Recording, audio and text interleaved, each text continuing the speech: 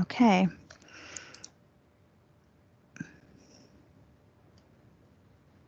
I've just started the recording.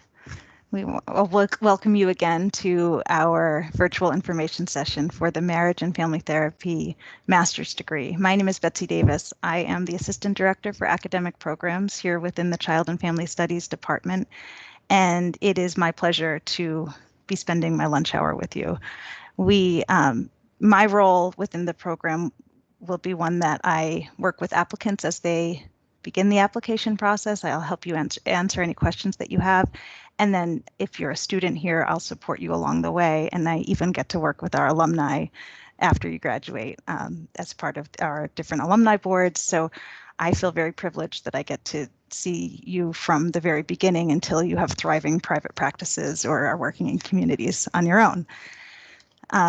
I am joined by several faculty members and current students, and at this time I'd like to give it over to our director, Dr. Ryan Henry, to begin our presentation.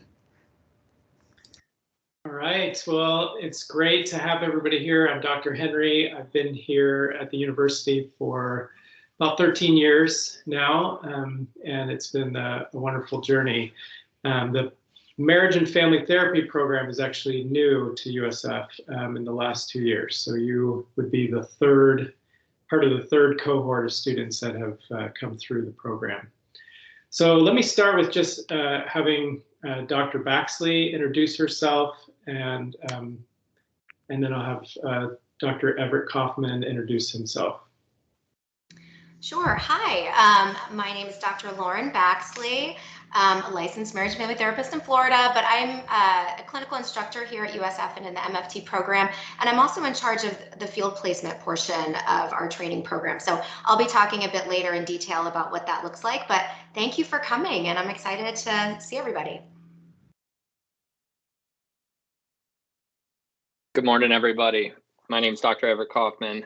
I'm a postdoc scholar here at the university working in the marriage and family program. So I'm doing some research and helping to do some teaching right now, and hopefully we'll be staying for a while. So we look forward to connecting with you today. So thanks for being here. And we also have two of our students. We have one of our student reps who is representing the first year students, and then we have our second year rep who's representing the students in the second year of their program. So Ariel, why don't you start off by introducing yourself, and then Tommy, I'll have you introduce yourself.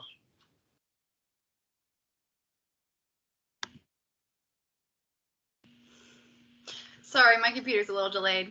Hi, everyone. I'm Ariel. I'm in my second year, and I represent the cohort that originally started all of this, and I look forward to answering any questions that you have. Hey everyone, my name is Tommy Arsentalis, and I'm a first-year student in the program, representing the second year. So we're just coming up on almost, I guess we just finished midterms in our first semester, so it's been good so far. Excited for this time. Great, thank you both for being here. We'll be asking some of their experiences about the program as we kind of move through the different slides. So in addition to, can you go to the next slide? Oh yeah, thanks. So in addition to the faculty here with us, we also have a lot of faculty at USF that participate in teaching in our program. They come from the Rehab Mental Health Counseling Program, the Mental Health and Law Policy Program, and we have 3 adjuncts faculty that work for us as well.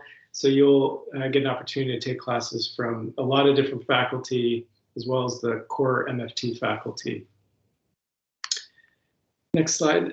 So this is the agenda for today. We're going to go through some of the highlights of the program, some careers that you can get involved in after graduation.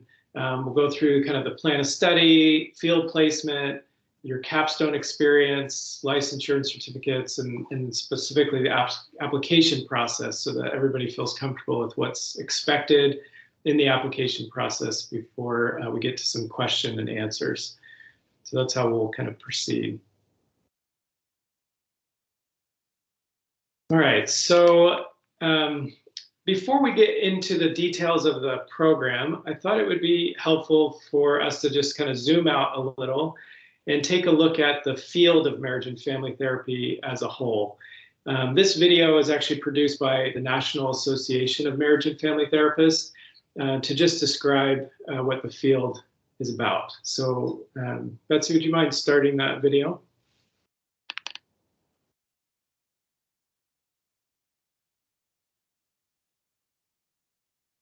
We can't hear sound. Okay, let me try to troubleshoot here. Thank you.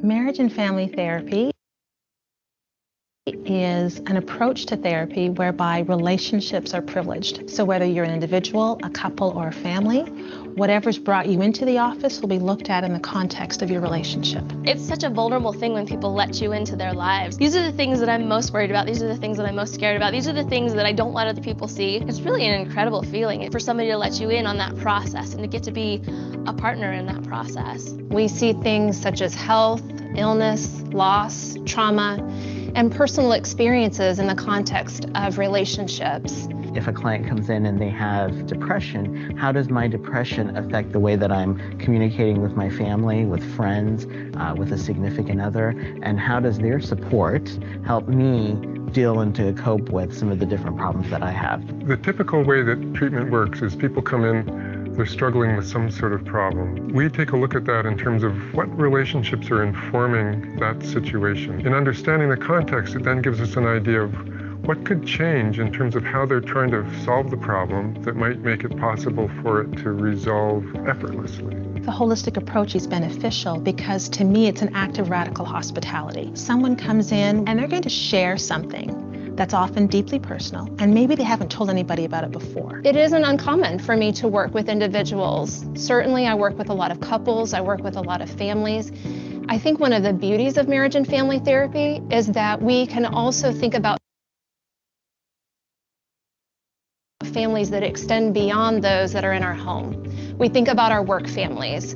I work a lot with providers and their own self-care. I am, as part of my education and my training, trained in a number of the different diagnoses, things like depression, anxiety. I think that's the difference between marriage and family therapy and other kinds of therapists, is that we're always conscious of who's in your life, who's not in the room. When people call us as marriage and family therapists, they realize that whatever it is that they're facing, that they do not and cannot face it alone. Even if we're working with an individual, we're thinking about that person in context. How does their situation, how does their circumstance, how does their suffering make sense in terms of what's been happening historically? And then understanding the contextual complexity of that, we look for how to introduce some kind of difference in that so that people aren't trying to continue making efforts that aren't helpful. We live, I think, in an individualistic society, and in so many different ways we're isolated. But if we connect everybody back into relationships, I think that that really sustains the individual to grow and to develop and to achieve their highest potential.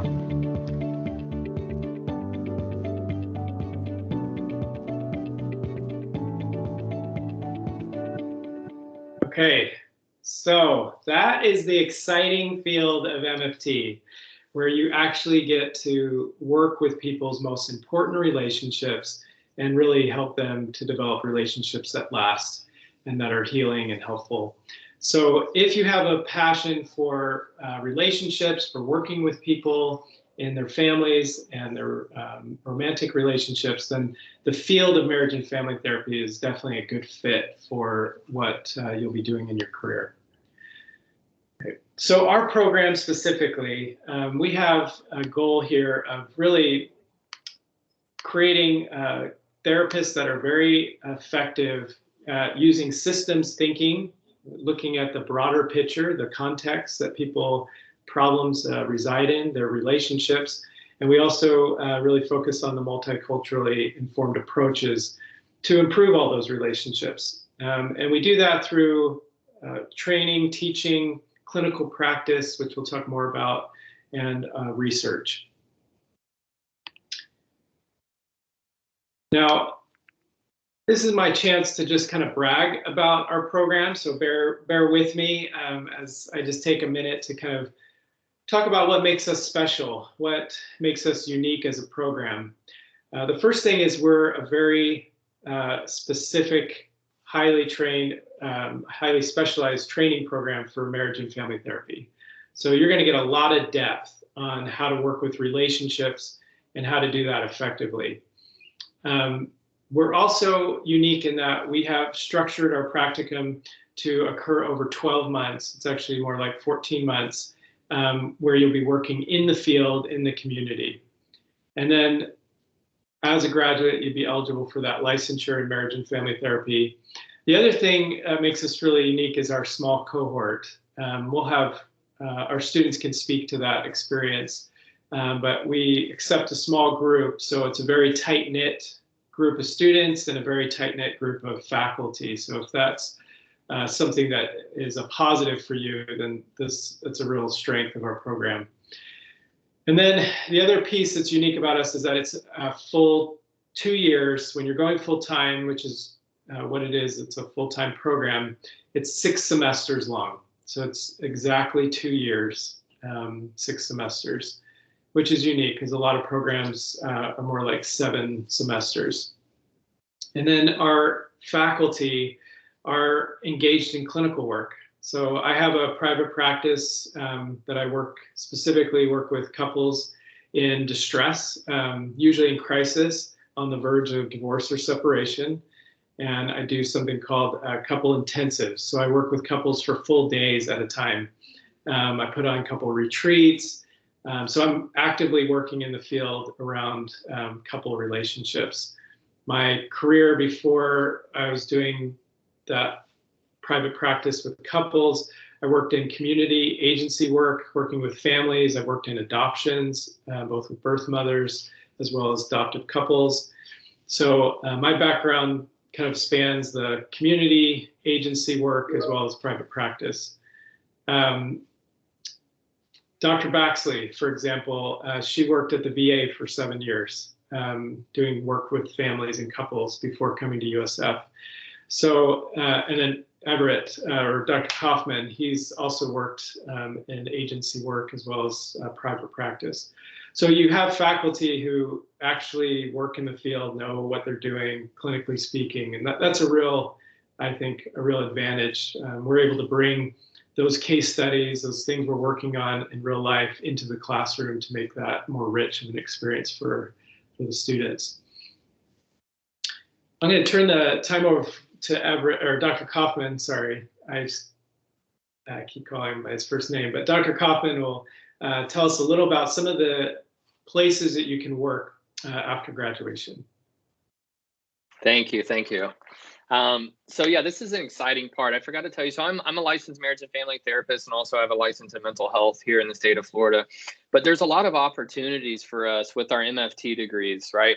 So as he mentioned, as soon as I got out of graduate school, I created a private practice with the help of my qualified supervisor at that time. And I've been able to do a lot of meaningful work in that private practice. So you have the private sector that you're able to work at.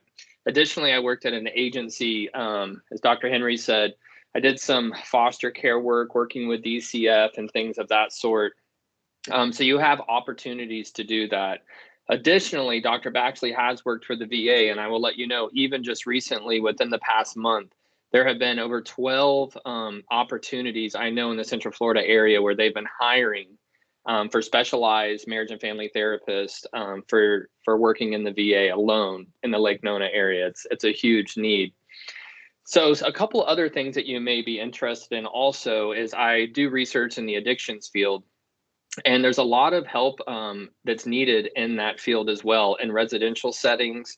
If you're interested in creating systems and building training programs, I've been able to work at an adolescent substance use facility doing some training workshops, but they're always looking for people to come in and help create family parts of their programs. We have some unique sites like the Refuge where they're based in trauma. They do family days as well. And also there's opportunities for outpatient settings, right? Where you could work for an agency and just see clients, couples, families as well with that. one of the newer things that we're doing now is interdisciplinary work, which means that we're actually integrating more of our MFTs into physicians' offices and things of that sort.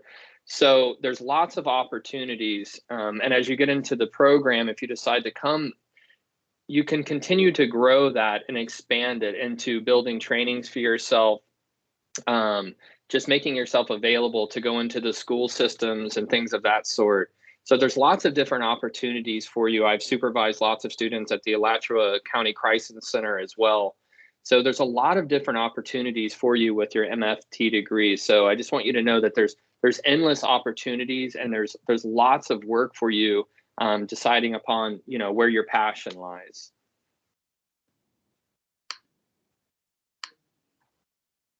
Thank you. All right, so the next slide is really about the two different pathways that exist in the program. So we have one pathway where students can go for their license in marriage and family therapy. And the second path is to attach addiction certificate to that degree.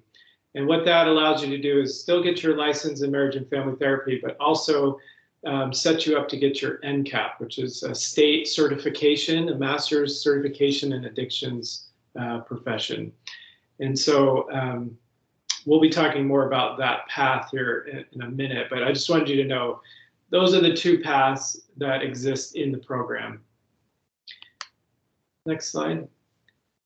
So it is a full-time program. I know some of you may be looking for a part-time program, but as it stands right now, our master's program, because of the size, is just a full-time program. And that means that you'll be taking 3 to 5 classes per semester. It's heavier on the front end with coursework, and then you get into field placement your 3rd semester, and coursework kind of drops off so that you're doing less coursework and more field work. It is 6 semesters, like I said, in over 2 years. Next slide. So you have 42 core classes in the program, and then everybody gets the option of doing 6 credit hours of electives. I'll go through what those elective options are in a second. And then you get 12 credits of field placement experience. So that's 4 semesters of being in the field, and that totals 60 credits. If you're doing the addictions certificate at the same time, we've been able to merge those 2 programs so that you only have to take 1 additional course to get your certificate in addictions counseling. And the way we've done that is you have to use your 2 electives to take some of those certificate courses.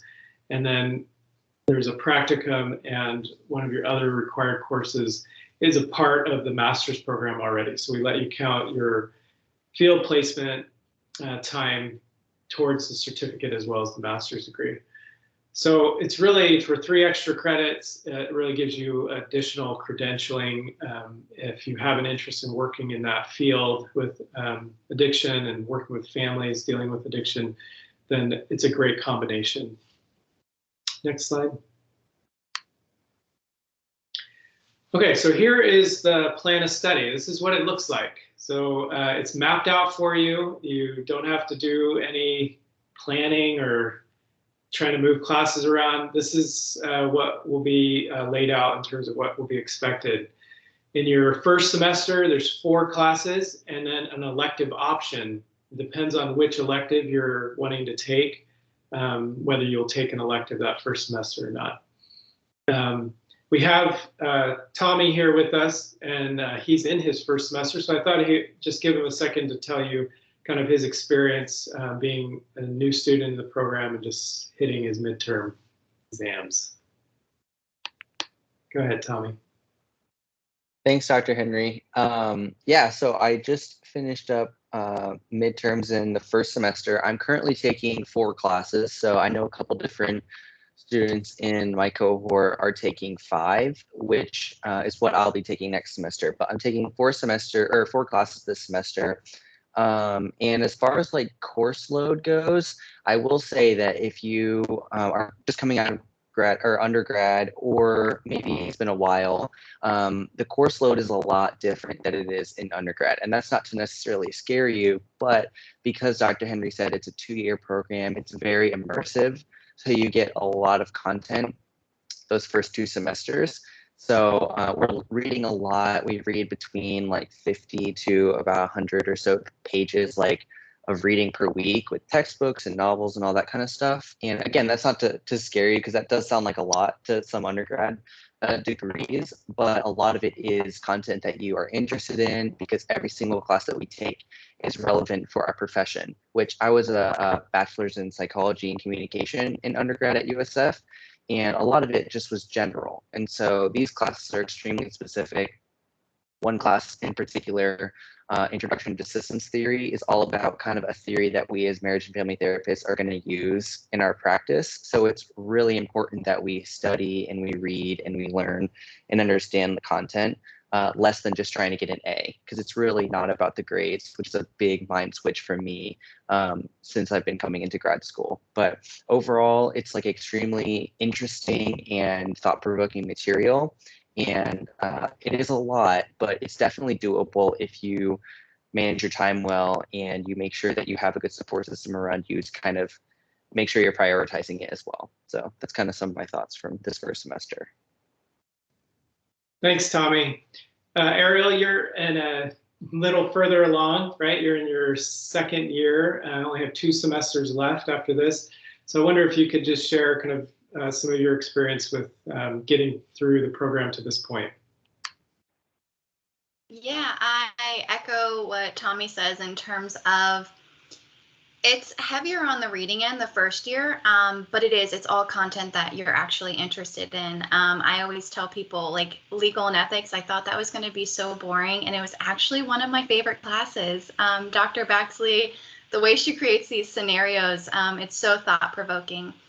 In terms of my 2nd year, I'm actually getting to work with clients. And so this is really unique in terms of still attending classes and getting to work with clients. So you really get to take what you're reading and what you're discussing or articles and actually apply it to real life scenarios with people and get that feel of what it's like to actually do it and then just rather read it. So it's been an amazing experience. Like Tommy said, great support system is needed. You have to kind of carve out that time. I think for those of you who are wondering if you could maybe still manage a part-time job, I would say your first year, that's something that is doable as long as you're really good at time management.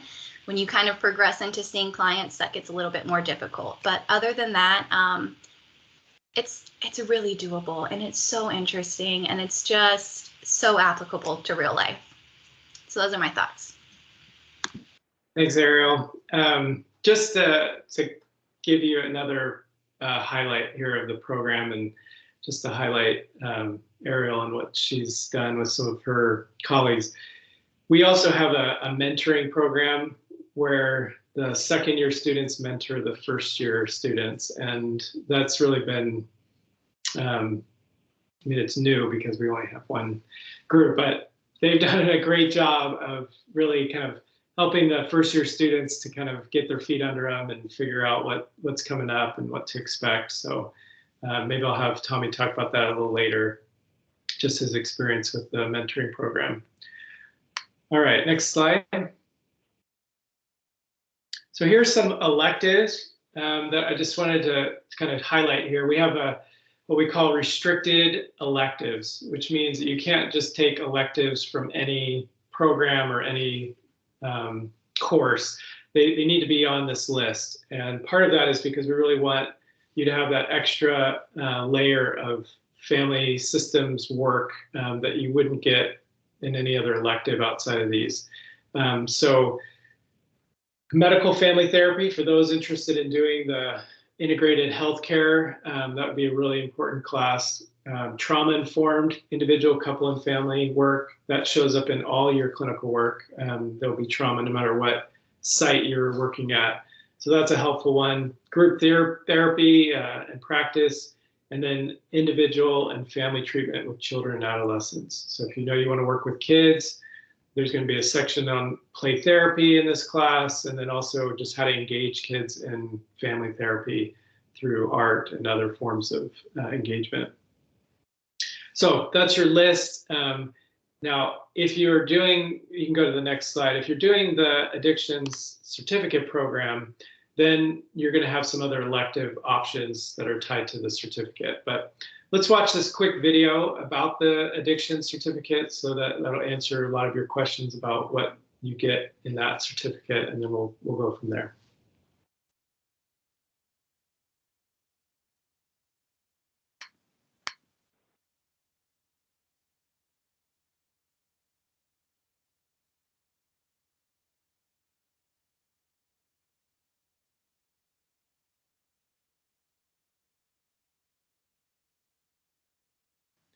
We can't hear the volume, sorry.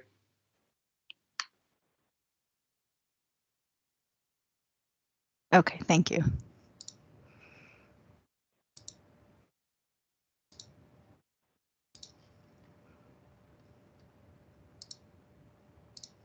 Hi, I'm Dr. Buckles, and I'm the director of the Graduate Certificate in Addictions and Substance Abuse Counseling.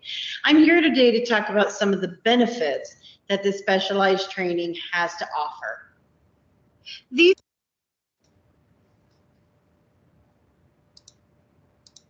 Hi, I'm Dr. Buckles, and I'm the director of the Graduate Certificate in Addictions and Substance Abuse Counseling. I'm here today to talk about some of the benefits that this specialized training has to offer. These benefits include 1, that it's convenient, 2, applicable to multiple fields, 3, efficient to complete, 4, increases marketability in the field, 5, applies to state level credentialing, and 6, translates to multiple behavioral health professions. First, the certificate is convenient. It is 5 courses that are offered online, with students in the RMHC program utilizing 2 of their general track courses towards those 5, and students outside of the RMHC, 5 completely online courses. Training in addictions is applicable to all behavioral health fields and populations. Addiction touches so many parts of a person's life that even if you're interested in focusing in mental health or families or trauma, you'll still come across those with addictive disorders. The certificate is efficient. The program can be completed within 1 year, so a fall, spring, summer.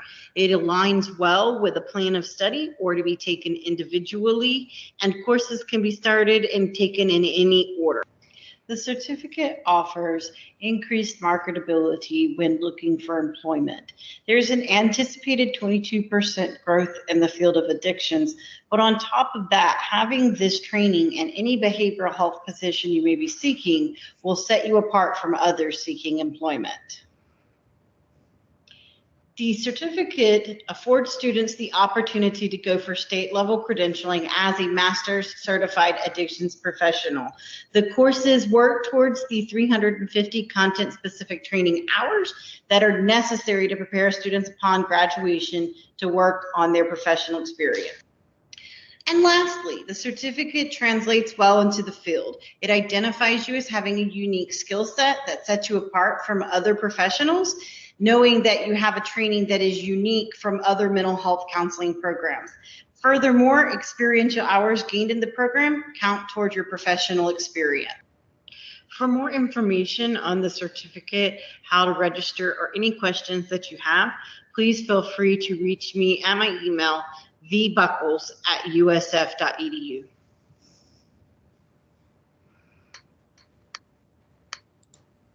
Hi. Can you turn to the next slide? Perfect. All right, so here's the plan of study if you are interested in doing the addiction certificate. As you can see, your first semester, you will have to take an elective. So you'll have 5 courses that first semester. You'll take your second class in the second semester and your third in the summer. And then your last one will be in the second summer. So we've mapped it out for you. It doesn't overcomplicate or overwhelm your plan of study because of the way we talked about how we merge those two together. So if you're interested in learning more about that, Dr. Buckles would be happy to meet with you and talk to you about that. All right, next slide. I'm going to turn the time over to Dr. Baxley for a minute to talk about field placement. Yes, hello. So I'm Dr. Baxley. I'm going to be assisting students with their field placement experience. Next slide.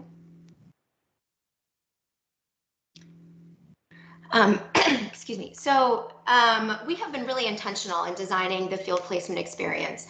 After starting the program, you'll begin working in the field in that third semester, which turns out to be your first summer in the program. But before that, as we've talked about, you've had a lot of really great foundational coursework. So you have a lot of backing behind you before you step foot into the therapy room. Our field experience is unique. If you've been exploring other options for mental health counseling degrees, but ours is 4 consecutive semesters of field experience. And we felt like that consecutive nature working in the field is really important. We've intended for students to complete those 4 semesters at a single site because it really helps for them to provide continuity of care to clients, to develop those really good working supervisory relationships, and also to be able to see treatment really from beginning to end and have a positive impact in our community. So those 4 consecutive semesters comes out to 14 months where you're working in the field and with the populations and clients that you're interested in. So during those 4 semesters, you'll be looking to get 400 hours of face-to-face client contact. So that means 400 hours of session time with real clients in the room. And because we are an MFT program, of course, we are most interested, right, in those relationships and looking at clients in the context that they live in. So of those 400 hours, half of them are going to be relational. So you'll be working with couples, with families, with siblings, with co-parents, parent-child relationships. And additionally, you are able to do group therapy and gain those hours as well, but we do limit it to 150 hours so that you, at a minimum, get at least 50 hours of that more traditional relational work during your field experience. Next slide. And so this is really a map of the field experience from Practicum 1 all the way to the end developmentally. In Practicum 1, we start off a little bit more gently, slower a bit, where you're really just working to refine those foundational therapy skills, get your feet wet in the room.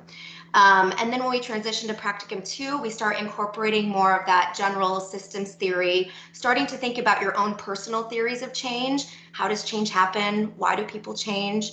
That's further refined then in Practicum 3, where you're starting to incorporate, or not starting to, you're really refining and consistently using theory to guide the work that you're doing with clients. And all of that is culminating in your Practicum 4, your final semester, where you'll be doing your Capstone Project. So Ariel, I know you are in a Practicum 2 right now. Can you tell us a little bit just about what your experience with field has been? Yeah, so my experience has been a little unique because I started during the pandemic and COVID times. So all of my sessions have been through telehealth. So it's been a really interesting experience, but I have to say kind of how this is set up is exactly how it feels. Your first practicum, you're really just kind of being there with clients and listening to them and kind of just being a person. And then you get to see some of your skill set really grow and develop when working with clients in that second semester, which is where I'm kind of at. And I just want to say, whether you're telehealth, in person, if you're at a private practice, or even a kind of community agency, it's still so rewarding to work with real life individuals and kind of see them progress through their therapy journey just as you're kind of alongside of them. And so my experience has been pretty great, pretty adaptable, and yeah, I'm interested to see where this goes once I kind of start in person. Yay, thank you. That's exciting. So Dr. Henry, I think you're talking about the Capstone Project next. Yeah, so at the end of your 4th semester of Practicum, which is your last semester in the program, we will have a capstone project due, and that capstone project replaces any kind of comprehensive exam, which most programs require. We decided that we wanted our project to be very clinical focused, and so what it's going to be is a combination of your work with client, with a family or a couple that you've worked with over the course of multiple practicums, and you'll play clips of your work with that family or couple, and you'll cover all the different categories that we've taught in terms of how you've applied that to your work with that family. So theory, assessment, looking at multicultural issues, any kind of testing that you might have used. So all that will be included in that, any diagnoses, all that will be included in your presentation, linked to your clips of your work demonstrating that. So it's very hands-on, very applicable capstone project that kind of really highlights what you're capable of doing at the end of your program. And just so you don't feel overwhelmed by that, each practicum, we kind of do something that helps prepare you for that final presentation. So in practicum 2, they're writing a theory of change paper, right, which is kind of that prep to start thinking about it that way. Practicum 3, they're going to be doing another layer of that to get ready for their practicum 4 capstone project. So it's not something that we're not helping you kind of along the way. All classes are meant to kind of prepare you for that final project. So that's how you will finish off your program, which we can't have anybody talk about yet because we haven't had a group of students yet to go through that process. So yet to come. Okay. Great, thank you. So licensure, right? That's kind of the final destination for everybody going through our program. So after graduation, right, our program is going to prepare you to have all of the coursework you need, all of the hours you need to apply to the state of Florida as a registered marriage and family therapy intern. That is the next step towards licensure. So once you become a registered intern with the state of Florida, you'll be able to take your national exam that you need, and then you'll also be working to collect 1,500 hours of clinical work, clinical contact under the supervision of a qualified state supervisor. That probably sounds a little like just a lot to take in at this point, but know that we start preparing and kind of talking with you about that next step as you move closer to graduation and assist with it. So that process, being a registered intern with the state of Florida, is usually about 2 years long. And it's important for you to know that you do get paid during that time. So you are working as a paid employee with agencies or maybe in a group practice or something like that. You're supervised by a qualified supervisor and then working towards that licensure. And then why do we need to be licensed, right? Is because that's how you're able to be an independent practitioner. You'll be able to open your private practice at that point, really operate independently, executing all of those major decisions, clinical decisions on your own. So that's the final step in your clinical journey.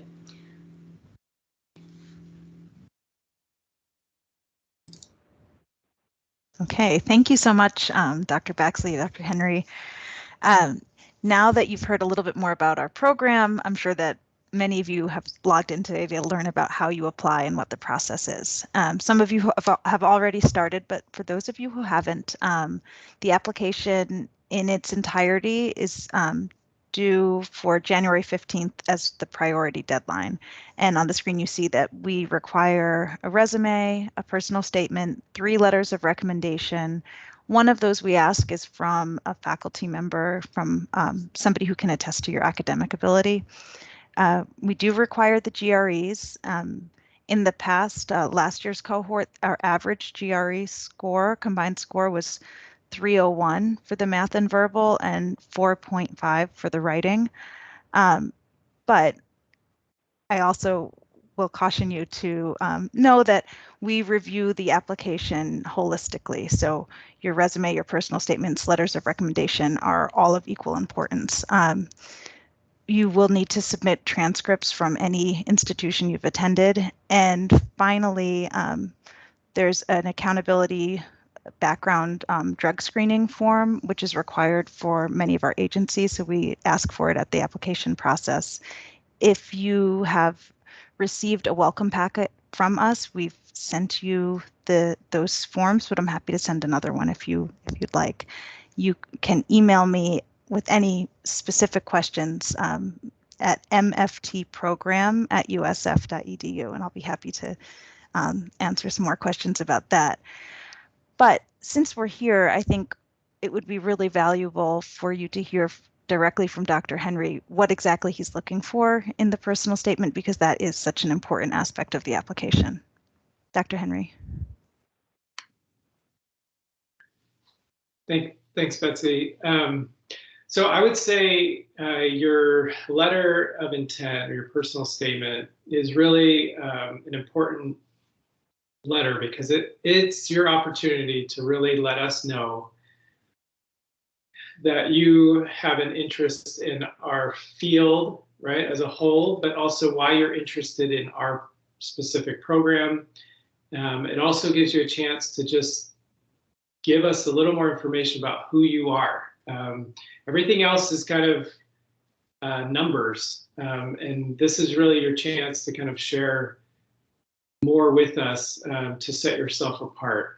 So I'd say a really good letter of recommendation would include a real clear statement about your understanding of what the field of marriage and family therapy is, why you have a passion or interest in working with relationships, working with families or couples, and then anything else that you want to make sure we understand about you. So I'd say that's probably the most important thing as you're thinking about those letters.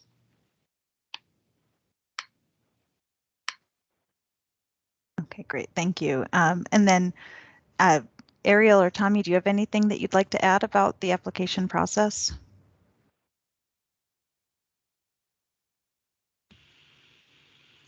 I think I echo everything Dr. Henry said, and I feel like when I remember back to writing that personal statement, it was really difficult to start.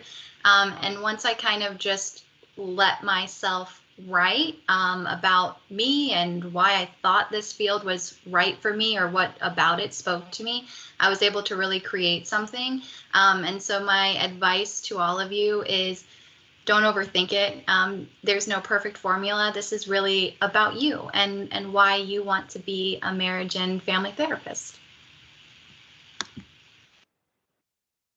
Yeah, I think something that Dr. Henry said specifically is that like your scores, your GPA, and sometimes not necessarily, but sometimes your resume too, a lot of those things are numbers, and it doesn't really tell a lot about your personality. And a lot of fitting in, like making sure you're a good fit with the program and making sure the program is a good fit for you, is just being honest. Like Ariel said, just talking about why you want to be a marriage and family therapist.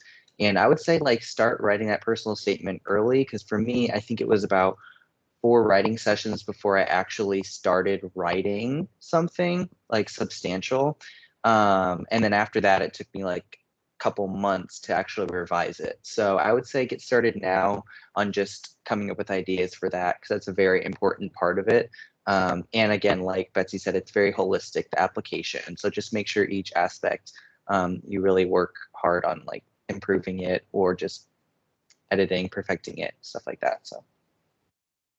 Yeah, thank you. Thank you both. Those are great tips. And I hope that during the course of our session today, you've seen that we really strive to create a supportive and intentional community of learners. And so we want to see your authentic self during the application process, which leads to the next step of once you've submitted an application, there will be some applicants who are invited in to come in for an interview.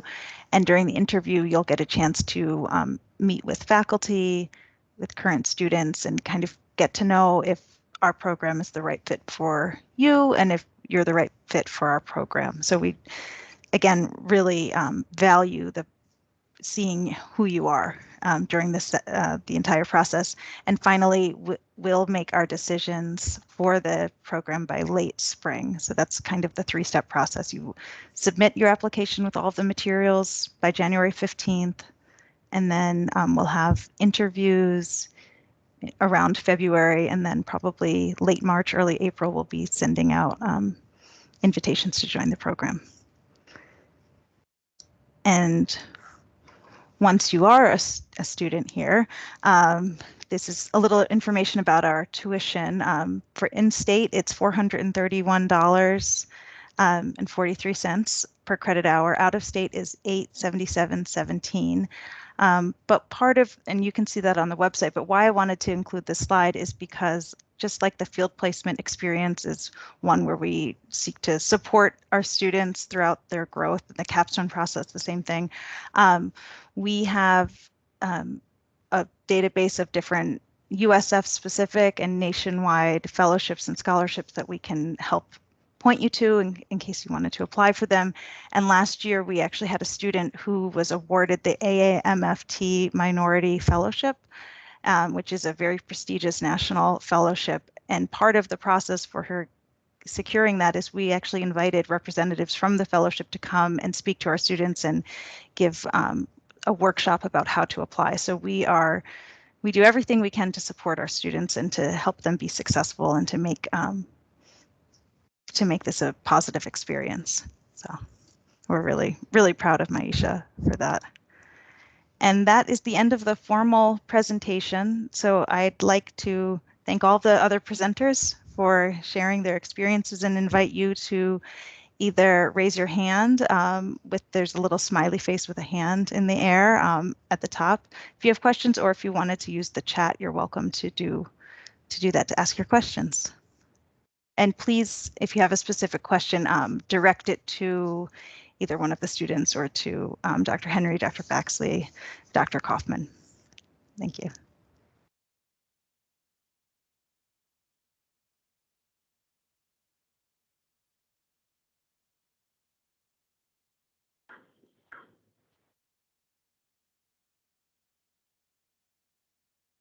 It looks like Delania May. Yeah, Delana, hi. Delana.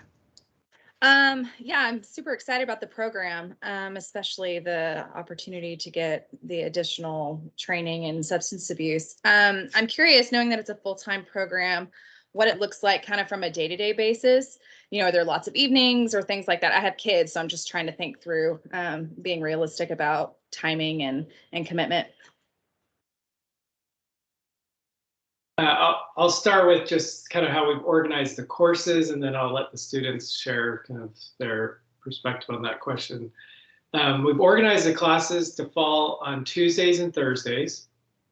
So we usually have them back to back. So it's a morning class and then an afternoon class. So you're going to be on campus most semesters from 9:30 to 4:45. And on both Tuesdays and Thursdays. There is one night class. Our human sexuality class is only offered at night. And then we have a couple online classes. Outside of that, it's really Tuesdays and Thursdays. So we've tried to take that into account so that it's kind of condensed and people aren't driving to campus every day and things like that. So students, any feedback on that?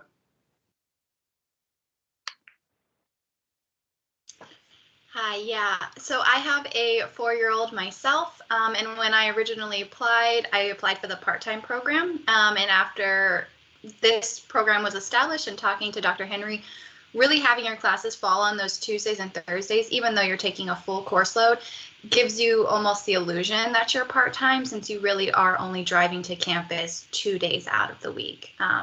So that's my kind of added 2 cents on that. That's awesome. Thank you so much. Okay, great question. And we have a question from Bettina. Bettina, I'm so happy you joined us. It's nice to see you. We've been emailing a little.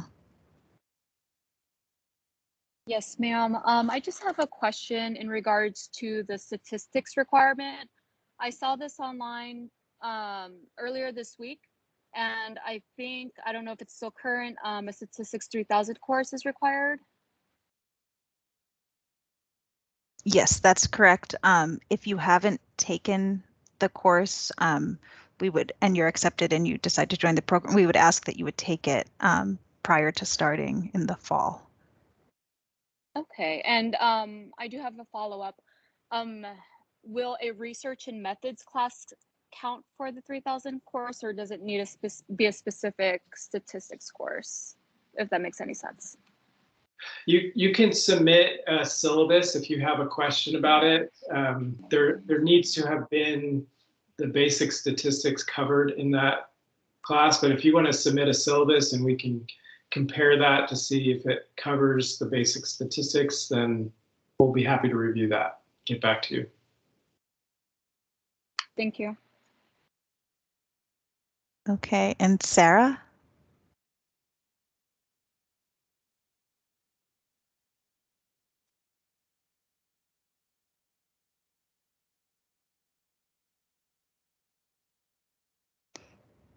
Let's see.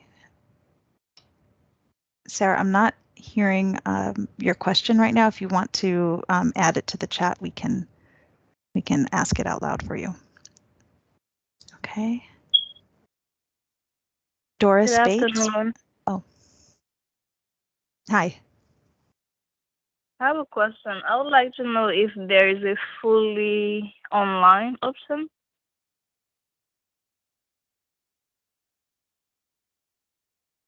No, our the program is a fully in-person, full-time program.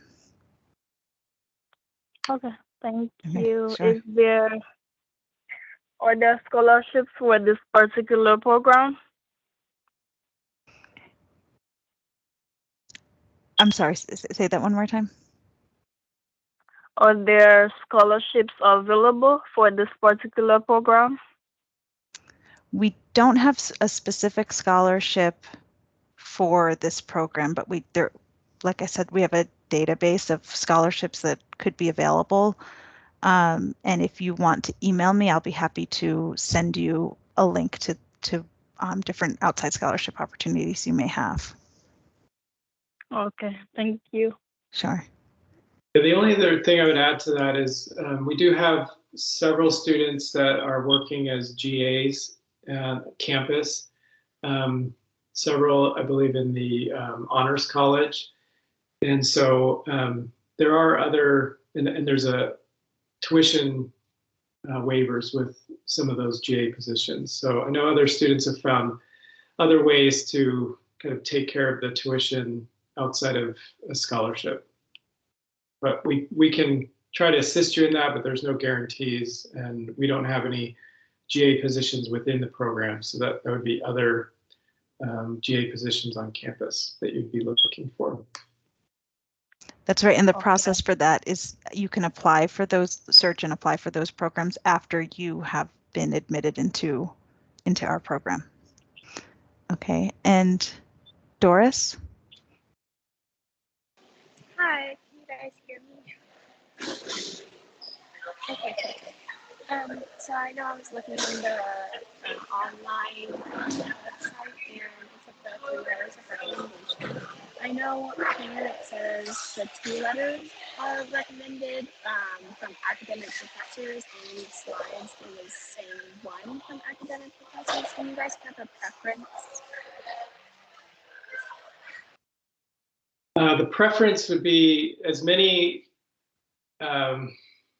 academic letters as you can get is probably better, unless you have one of those letters from a field experience and you want your supervisor in the field experience to speak to you.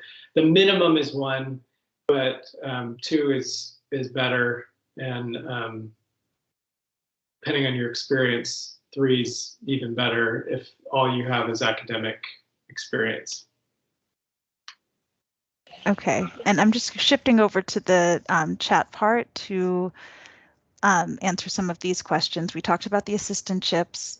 There's a question about how long the personal statement should be. Dr. Henry, do you have a preference with the length?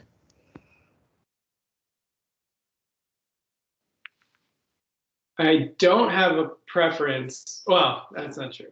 I have a preference because I enjoy concise writing, but do what you need to do, right, to convey what you're trying to convey. I would just keep in mind that if it's not too concise, you're going to lose some of the pack or the power of what you're trying to say. So I would just be mindful of how long it is. That's right. And then Dr. Baxley, Katie had a question about if you could talk about the agencies where the students work during their field placement. Great. Yeah, so we are always looking to create new partnerships in the community. It's kind of an ongoing process. Some of the partnerships we have now, for example, one is with Suncoast Health Centers. That's an integrated primary care, mental health, behavioral health site. We have several in different private practices. And I've continued to kind of connect with some larger group practices, some smaller group, private practices. And I'm trying to think of some of the other agencies. Metropolitan Ministries is another one. We're hoping to get connected with Grace Point as well in some of their programming. So there's really a wide range. And if you have a specific population or like agency that you want to work with, I'm happy to talk further about if we can partner, if it's a good fit, and how we could do that. Thank you. And Casey asked about a resource to find GRE testing and locations. If you received the welcome packet from Terry, at the very bottom of the email, there's a list about GRE resources. If you didn't receive it, feel free to email me, mftprogram@usf.edu, and I'll be happy to send that along to you. Great question. How many students are accepted into the program each fall? We seek to have a cohort of 8 incoming students, so it's a relatively small number of accepted students beyond that. And is the program available for international students? Yes, yes, it is. It's Dr. Henry, I don't know if you have anything further to say about that. No, we would love to have international students. We don't have any currently, but if you're an international student, just make sure you start the process, because there's visas and everything else that needs to be in place to make that possible. So you just have to kind of well ahead of the game if you're coming from international.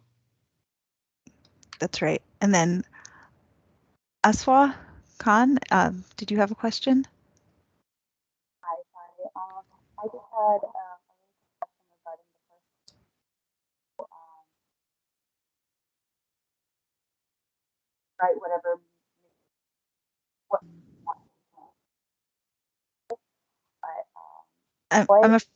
your audio is, it's a little bit hard to hear. Would you be able to send a chat in? Thank you. Okay, and while we wait for you to do that, Millicent, did you have a question? I did, and it probably was already answered. Just a question about the 3 recommendation letters. However, my background is in nursing over 30 years, but I have a bachelor's from 2005. However, one of the recommendations said that it had to be from a faculty member. So would that be from 2005, or is there another way of accepting it? Or I'm just need you to elaborate a little bit on that for me, please. Good question. So yes, if you've kept in contact or have a way of contacting a faculty member from 2005, by all means, we'll accept that letter. Sometimes students get into a situation like this with having worked in a field and then coming back to school. So one of the things you can do is to take a course, the substance abuse certificate, for example. You can start that before you even begin the program or before you're accepted in the program. You can take one of the addiction certificate classes, and then you can get a letter from the faculty who taught that. So you may be in a situation where you'll have to take a class to get a current letter if you don't have anybody to reach out to from your past degree. Understood. Okay, thank you so much. And that is why we've made it a minimum of 1 and not a minimum of 2, even though we prefer 2. We understand that there's situations like that where getting 2 letters is a big ask.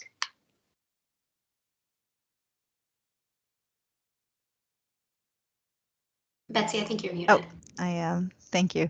Katrina, did you have a question? Yeah, so first of all, thank you for the information so far. It's definitely been very helpful and answered a lot of my questions. One question that I did have is, what specific qualities do you look for in a statement of purpose or also in the interview? Things like maybe specific personality traits, experience, or would you just maybe take everything into consideration?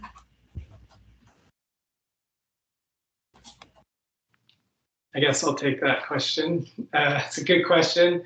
Yeah, I think we want to hear genuinely from you who you are. And so I don't think we're looking for any specific thing. But I would say, think of if you have experience in other fields, like the nursing field, include what skills you've developed that could be applied to a counseling profession, right? Like, make sure you take advantage of the skills you've developed, even if it's in a different field, and how do they cross over? How could they cross over into this field? So I wouldn't forget to do that, because I think that's an important thing that you bring to the table when you have a background in another field. Yeah, and that seems to answer Aswa's question too, but would you like more clarity on anything else to include in your personal statement?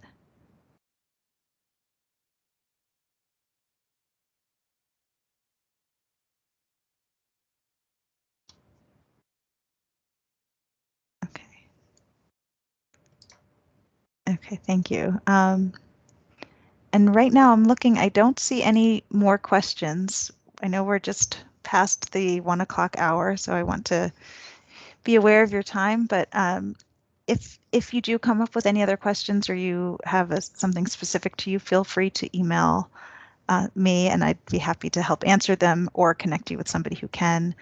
And again, thank you so much for spending your hour with us and for your interest in the program. It's so nice to virtually meet you today.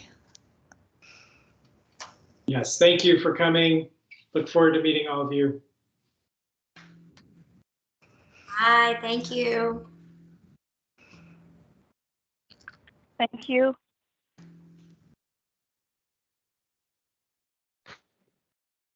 Hi, Elizabeth. I have a quick question. I'm so sorry. What was the email again? Great question. The email is MFT, Marriage and Family Therapy Program at usf.edu.